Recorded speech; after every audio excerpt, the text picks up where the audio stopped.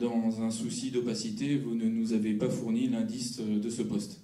En effet, selon l'indice, le salaire sera de 3 000 € minimum, ce qui est déjà une belle somme, mais il pourra aller jusqu'à 4 500 € hors prime. C'est Noël un peu en avance. Dans notre ville, nous n'avons pas besoin d'un poste d'attaché hors classe, mais nous avons besoin de policiers municipaux, notamment la nuit, parce que vous les avez supprimés. Dans notre ville, nous avons besoin de secrétaires dans nos écoles, pour la sécurité des enfants, parce que vous les avez supprimés. Voilà où sont les véritables besoins en personnel. De plus, l'octroi d'un tel salaire est indécent.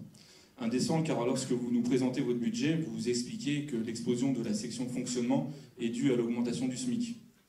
Indécent parce que souvent, vous rechignez à faire monter des employés d'un échelon avec l'ancienneté, ce qui leur rapporterait quelques euros par mois.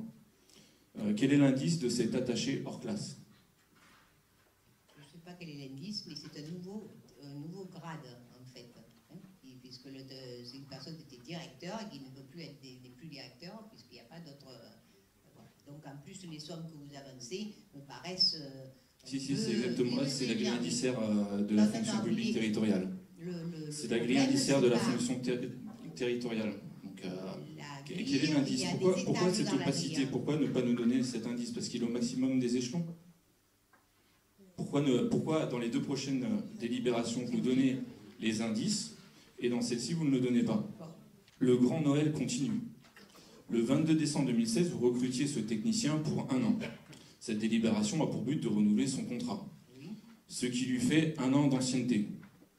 Vous nous expliquez que sa rémunération s'effectuera sur la base du 12e échelon, c'est-à-dire comme s'il avait 26 ans d'ancienneté, pour un salaire de 2 343 € hors prime. Donc monsieur Amiel, il a dû, en 1 an, alors lui, il a donné satisfaction, hein, parce que alors il y en a qui n'arrivent pas à monter d'échelon, mais alors lui, en 1 an, 12e échelon, 26 ans d'ancienneté.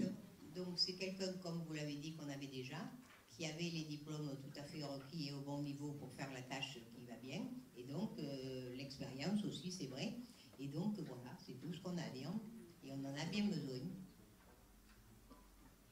D'accord, donc 26 ans d'ancienneté, très bien.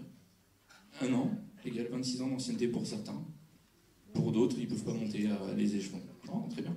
Et oui, il avait, voilà, effectivement. Oui, Il effectivement. n'était pas débutant l'année dernière. Il nous est arrivé avec l'expérience. Donc bon, voilà. Oui, ben, il a dû donner sacrément satisfaction, effectivement.